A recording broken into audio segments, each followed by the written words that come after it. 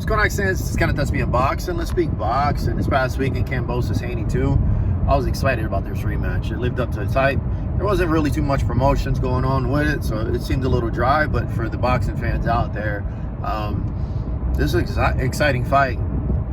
Good measuring stick to see how both camps come back, bounce back, and implement a different plan. Haney was pretty straightforward. You know, he really did. We got to see a whole different side of Haney, and more to his arsenal itself. Got to see more power. He sat more on his punches. He looked a little drained as far as the weigh-in.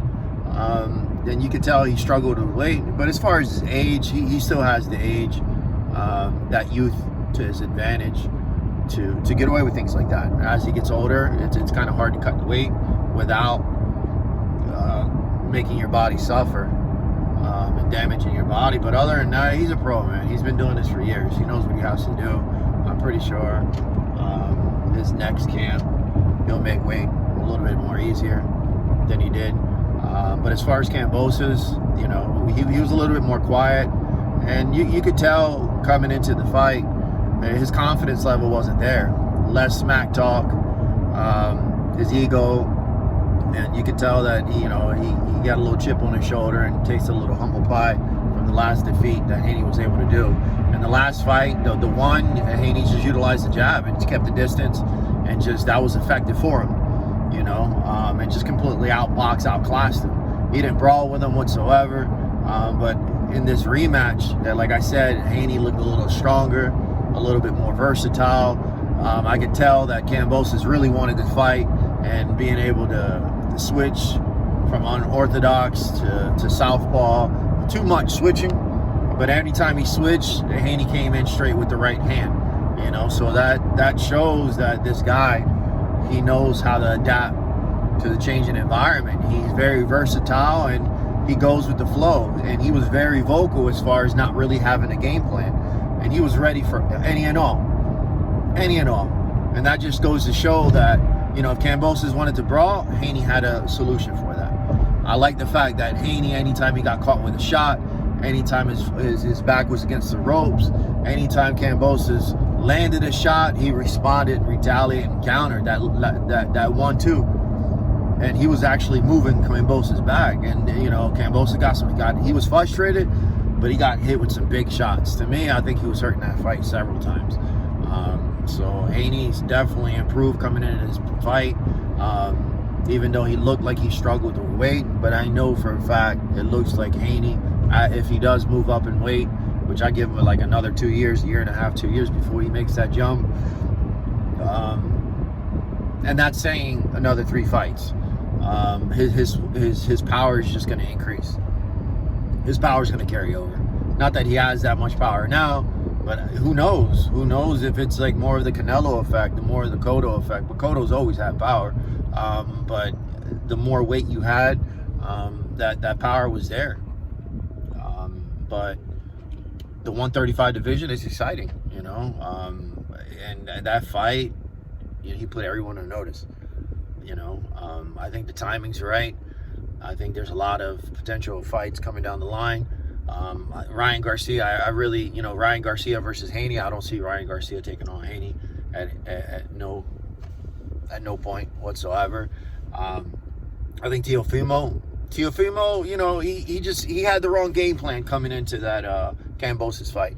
I think he underestimated him, but then again, it doesn't make sense. He felt like he couldn't go the distance, and he was hurt, he was injured. I buy that story, you know, so he tried to take him out early, try to go in deep waters. But Kambosos, you know, he's a brawler, and he didn't fight his fight. But I just think Teofimo is more of a threat than Kambosos. I think Teofimo is more of a threat than Ryan Garcia at this point, you know. But what's next for Haney? I don't think he has to move up in weight. I think there's a lot of potential fights, you know. Davis, I think Davis is not, you know, he's more in the 140, and I think he wants bigger and better fights. I think that would be a great fight. Tank versus Haney. A lot of people discredit, and they don't give Tank the credit that he deserves. You know, they say he's cherry picking, but the dude's versatile, just like Haney. He can box, he's fast, he's explosive, and he got power. and he has a chin. Not many people, and that's another thing. Not many people's fighting Cruz. Not many people are fighting Pitbull Cruz whatsoever. So until people mix it up with Pitbull Cruz, until Ryan Garcia, until Teofimo mixes it up, I think the next fight for Haney will be Lomachenko. I think that'll be a good fight. But that'll be a boxing. I mean, that would be a boxing fight. You know, a boxing class, a fight, caliber fight. Do I think Haney will pull it off? I think so. You know, I think timing is everything. I think